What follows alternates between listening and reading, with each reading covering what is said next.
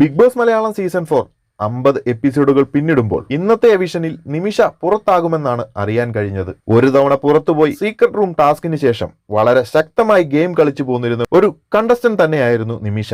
എന്നാൽ മലയാളി പ്രേക്ഷകരെ കയ്യിലെടുക്കാൻ പറ്റിയില്ല എന്ന് തന്നെ മനസ്സിലാക്കാം ഈ ഒരു എവിഷനിൽ നിന്നും. ഓഷ്യാനിക് മീഡിയയുടെ തന്നെ അൺഒഫീഷ്യൽ വോട്ടിംഗ് റിസൾട്ടിലും നിമിഷയ്ക്ക് തന്നെയായിരുന്നു ഏറ്റവും വോട്ട് കുറവ്. രണ്ടാമതൊരു അവസരം കിട്ടിയിട്ടും തനിക്ക് പറ്റിയ പാളിച്ചകൾ തിരുത്താതെ വീണ്ടും അതേ ട്രാക്കിൽ കളിച്ചതു തന്നെയാണ് നല്ലൊരു സ്ട്രോങ് കണ്ടസ്റ്റന്റ് കൂടിയായ നിമിഷയെ പ്രേക്ഷകർ അംഗീകരിക്കാതെ വിട്ടത്. തിരിച്ചു വന്നപ്പോഴെങ്കിലും ജാസ്മിനുമായുള്ള കൂട്ടുകെട്ടുകൾ നിലനിർത്തി തന്നെ. എന്നാൽ തീർത്തും അങ്ങനെ ഒരു തണലിൽ നിൽക്കാതെ വേറൊരു ഗെയിം സ്ട്രാറ്റജി പുറത്തെടുത്തിരുന്നുവെങ്കിൽ തീർച്ചയായും മുന്നോട്ട് ഇനിയും പോകേണ്ടിയിരുന്ന ഒരു കണ്ടസ്റ്റന്റ് തന്നെയായിരുന്നു നിമിഷ.